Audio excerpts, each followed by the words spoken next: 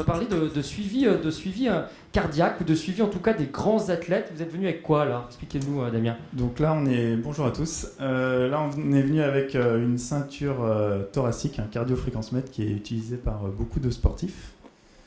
Et donc, on va vous parler de l'utilisation de la variabilité de la fréquence cardiaque comme un outil de pointe à destination du sport de haut niveau. Et vu qu'on était à Castres, on se devait de vous présenter une expérimentation qui a été menée avec le Castres Olympique. Alors ça marche comment concrètement? Alors la variabilité de la fréquence cardiaque, déjà je ne sais pas s'il y en a qui connaissent ou pas le principe, mais c'est totalement différent de la fréquence cardiaque et de la variation de la fréquence cardiaque dans le temps.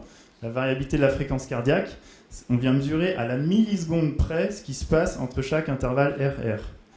Et donc en fait, c'est un marqueur de l'activité du système nerveux autonome. Et la finalité, c'est que ça permet de faire un suivi quotidien de l'état de forme de l'individu, en l'occurrence des sportifs. Alors ça veut dire quoi? Ils portent les sportifs, les hauts sportifs, donc, ils portent ça en permanence? Voilà, concrètement, la mesure elle est très simple. Ils portent ça le matin au réveil, pendant une durée de 5 minutes, dans un état allongé, qui est stable et reproductible chaque jour. Et ils font 3 à 4 mesures par semaine. Et de là, on en tire un profil de forme, donc l'évolution de leur niveau de forme au fur et à mesure de la saison. Donc après, pour vous resituer un peu la position d'Almeris avec ce produit, notre démarche, elle est partie en 2010 et on a constaté en fait que la VFC, donc variabilité de fréquence cardiaque, était utilisée dans le domaine médical et que dans le domaine du sport, elle avait été utilisée au début des années 2000. Elle avait été un peu abandonnée parce que beaucoup trop complexe, un peu abstraite et obscure. Et donc du coup, nous on a voulu valider scientifiquement un produit à destination des sportifs de haut niveau, mais qui soit simple d'utilisation sans l'intermédiaire d'un chercheur, comme ça se faisait au début des années 2000. La validation scientifique était quelque chose de très important pour Almeris. Donc en 2010, on a commencé par financer une thèse CIFRE qui a duré 3 ans. C'était la vôtre, cette doctorant. Voilà. Et ensuite, donc là, il y a eu des publications d'articles, bien sûr, un comité de lecture. Et à la suite de cette thèse, on a également fait deux brevets qui sont en cours d'expertise en ce moment pour vraiment valider tout ce processus-là d'une manière scientifique. Et ensuite, la slide juste, j'essaie de faire vite fait. Ouais. Donc, au niveau de l'application, donc on l'a dit, c'est simple à utiliser, c'est avec des smartphones. La ceinture communique en Bluetooth, 5 minutes tous les matins pour les joueurs. Et le gros avantage, c'est que les mesures sont envoyées sur nos serveurs, sont analysées, et le préparateur physique reçoit en temps réel, chaque matin, le suivi de forme de ses joueurs. Et après, au niveau des possibilités, eh ben, il s'en sert, donc là, il va le dire mieux que moi, pour la prévention des blessures et du surentraînement, l'individualisation de la charge d'entraînement, et puis l'optimisation des performances, qui est le but, bien sûr, ultime. Alors ça, le schéma barbare, peut-être un mot là-dessus? Donc là, le schéma barbare, donc... on a donc le niveau de forme, donc c'est la courbe bleue qui évolue au fur et à mesure de la saison. Et là, c'est la moyenne de la charge d'entraînement chaque semaine. Donc ensuite, en fonction des objectifs du préparateur physique, on peut stopper ou diminuer l'entraînement d'un joueur s'il risque de se blesser, ou à l'inverse, l'augmenter si on se rend compte qu'on ne sollicite pas assez sa charge d'entraînement. Marc Millot, quelle a été l'acceptabilité en fait, des joueurs du Castres Olympique là-dessus? Ils se sont rués, ils ont dit oui, ils ont dit c'est nul, ils ont dit je veux pas être espionné tous les matins. Le premier point, c'est qu'on a commencé à travailler avec Damien il y a 2 ans à peu près, et donc on était donc sur exactement pareil, des ceintures, donc c'était 5 minutes, c'était des gilets, donc des gilets, quand on a des joueurs de gabarit de 130 kg qui doivent rentrer un petit gilet le matin, etc., c'était compliqué déjà, l'acceptabilité déjà de ça. Ensuite, on n'avait pas les retours directs au niveau des charges d'indice de forme, donc ça c'était un deuxième point négatif.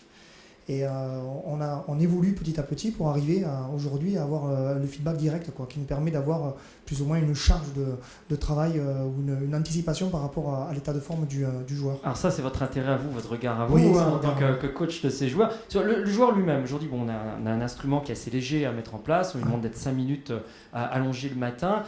ils acceptent pas, moralement ils ont l'impression d'être fliqués, ou ils le font au contraire de bon cœur, c'est le cas de le dire. L'important du joueur de rugby, c'est d'être performant sur le terrain. L'évaluation, elle se fait sur le terrain, c'est-à-dire que plus il sera bon sur le terrain, s'il veut participer et être sélectionné en équipe de France ou autre, avec leur projet personnel, leur motivation, il faut qu'il soit bon sur le terrain. Donc pour être bon sur le terrain, il faut savoir bien s'entraîner, il faut savoir bien se connaître. Alors aujourd'hui, moi je vais juste vous parler de cette courbe, c'est la mienne. Et j'ai travaillé en fait en essayant de travailler sur la surcompensation, c'est-à-dire que l'objectif était avec Damien, je lui disais d'essayer de faire un triathlon ici, là, je suis arrivé à ce niveau-là, pour essayer de faire un triathlon. Et j'ai eu des charges de travail à des moments très très fortes pour baisser en régime, et l'objectif étant d'arriver avec la variété de fréquence cardiaque à être à un pic de forme ou à un plateau de forme au moment où est-ce que je vais faire la compétition. Donc aujourd'hui, moi je l'ai essayé sur moi-même, donc ça a fonctionné. J'ai essayé sur d'autres joueurs évidemment, on a eu des tests avec des joueurs qui ont travaillé avec nous il y a 2 ans. Et l'objectif, ça va être de le mettre à grande échelle, parce que l'objectif, en fait, c'est la projection. Aujourd'hui, en top 14, on a des grandes écuries comme Toulon, comme le Stade Toulousain. Nous, on peut pas lutter. Aujourd'hui, on ne peut pas lutter. Il faut qu'on trouve des ressources pour pouvoir être meilleur que les autres dans d'autres domaines. Et moi, je crois que ce domaine-là, il est très important. C'est-à-dire que grâce à la variété de fréquences cardiaques, on va pouvoir mobiliser les charges d'entraînement, l'état de forme du joueur. On a des garçons qui ont des caractéristiques complètement différentes et qui ont des âges complètement différents. C'est-à-dire des joueurs comme Rodrigo Caportega ou comme Karena Vionghi qui ont 35 ans. Il faut quand même les amener au meilleur rendement sur le terrain. Et donc ça demande beaucoup de questionnements. Et ça demande un questionnement presque quotidien. Parce qu'on a des joueurs qui peuvent très très vite chavirer, qui peuvent se blesser. Et ça peut chavirer très très vite, faire chavirer toute l'équipe, quoi. Mais est-ce que ça veut dire que par exemple tous les matins, vous regardez aujourd'hui les courbes de chaque joueur, vous surveillez un peu vos étalons et votre écurie? Eh bien, l'objectif, ça sera ça, à long terme, ça sera avec Damien de pouvoir avoir ce qu'on dit un échantillonnage de peut-être 15-20 joueurs et d'arriver à mettre en relation la charge de travail qu'on aura fait dans la journée et ensuite de pouvoir anticiper sur la semaine. L'objectif, c'est qu'une saison, c'est très très long et qu'il faut en fait essayer d'anticiper, d'être le meilleur possible sur toute la saison, sachant que la compétition, elle est différente. Ouais. C'est vraiment... Autre question aussi, les joueurs, on sait que les sportifs de haut niveau sont extrêmement sensibles, c'est normal, au moindre changement, au moindre paramètre autour d'eux, ils sont extrêmement sensibles aux paramètres psychologiques notamment. Est-ce que de montrer à un joueur son efficacité ou sa non-efficacité mesurée, est-ce que ça n'influe pas psychologiquement sur ses résultats ? Oui, si, bien sûr, ça peut influencer. Donc, d'un commun accord avec Marc, on a déjà décidé que les joueurs, avant le match, ne voient pas leur courbe. Donc, c'est aussi une manière de les influencer quelque part, parce qu'on laisse une incertitude sur quelque chose qui a été mesuré. Quelqu'un qui n'a pas envie d'aller faire le match, si jamais sa courbe de forme va vers une tendance de fatigue, la solution, la raison est toute trouvée pour sa non-performance sur le terrain. Donc voilà, là il y a uniquement le coach qui peut voir les informations avant les matchs. Et sinon, pour répondre juste à la précédente question par rapport à l'acceptabilité, moi j'ai juste une petite anecdote, donc sans citer de nom bien sûr, mais il y a 2 ans quand on a commencé l'expérimentation, moi je suis arrivé face à tous les rugbyman, je présentais mon truc, tout, c'était un peu compliqué. Et surtout, il faut savoir que les sportifs de haut niveau, c'est un vrai métier et ils sont sollicités par beaucoup de monde, que ce soit les journalistes et tout, ils sont sollicités sur le point de vue nutritionnel, préparation mentale, physique, etc. Et donc ils se disaient un peu, voilà, encore un autre truc, ça va être pénible, quoi. Voilà, donc au début c'était un peu dur. Et ensuite, en fait, on a eu une anecdote avec un joueur où moi j'ai appelé Marc, j'ai dit, celui-là, ça fait longtemps que sa courbe, là, elle descend, il y a des gros risques de blessures, tous les warnings étaient un peu rouges, quoi. Et c'était le début de l'expérimentation, donc il est parti jouer quand même. Au match, il s'est blessé.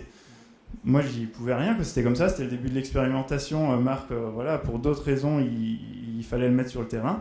Et je peux vous dire que la semaine d'après, tous les joueurs, là, ils étaient au garde à vous et ils posaient beaucoup plus de questions et ça a beaucoup mieux marché ensuite, quoi, parce qu'ils ont vraiment compris le réel intérêt d'avoir ce genre d'outils, parce que pour une blessure pour eux, ça peut être la fin d'une saison, mais ça peut être la fin d'une carrière aussi, donc c'est très important, quoi. Je ne peux m'empêcher, comme à vous entendre, d'émettre cette surprise, de voir qu'on est un peu à l'inverse de ce que l'on fait en santé, c'est-à-dire qu'en santé, à partir du moment où on mesure un patient, le patient doit être consentant, il doit avoir accès forcément aux données de sa mesure, et pour les sportifs de haut niveau, on part sur une logique qui n'est pas tout à fait celle-là. Ça, c'était une petite parenthèse derrière. D'un point de vue maintenant développement, d'un point de vue business, comment est-ce que vous envisagez les choses dans les prochaines années du côté d'Alméris? Est-ce qu'on est sur une solution qui est exportable, qu'on puisse vendre, qu'on puisse développer dans d'autres clubs? Alors pas dans le rugby pour garder quand même une longueur d'avance au Castres Olympique, on avait besoin, Mais voilà, foot ou n'importe quel autre sport derrière. Oui, voilà, donc en fait, on a signé un partenariat d'exclusivité avec une société qui s'appelle My Coach Foot, qui est basée à Nice. Et là, en fait, on va déployer cette solution auprès de beaucoup de clubs foot professionnels ou amateurs. Et ensuite, on se tourne vers d'autres sports. Donc, comme on a pu faire pour le rugby, on le fait pour le cyclisme. Et on fait aussi les sports individuels, donc, comme le ski de fond, le trail, etc. Donc là, on était dans toute une phase de test et de validation parce que c'était vraiment très important pour Almeris, quoi. Et maintenant que cette étape est faite, on a eu un autre verrou technologique à lever, c'était le problème, comme le soulignait Marc, du temps réel, parce qu'au début, il y avait toujours une intervention humaine avec un chercheur qui devait quand même observer un minimum la courbe. Maintenant, grâce à nos brevets, on a réussi à intégrer tout ça d'une manière informatique, et donc on peut diffuser ça à beaucoup plus grande échelle, et au niveau du produit, il va y avoir une vente dans les mois à venir voilà, de ce produit qui sera disponible sur iPhone ou Android. Voilà. Ben, la belle réussite aussi entrepreneuriale, ou en tout cas belle réussite de projet. Bravo à tous les deux. Je passe à quelques questions à poser. François Prigent. Oui, bonjour, bravo. Juste un système, moi, je viens juste d'abandonner l'idée d'intégrer le top 14.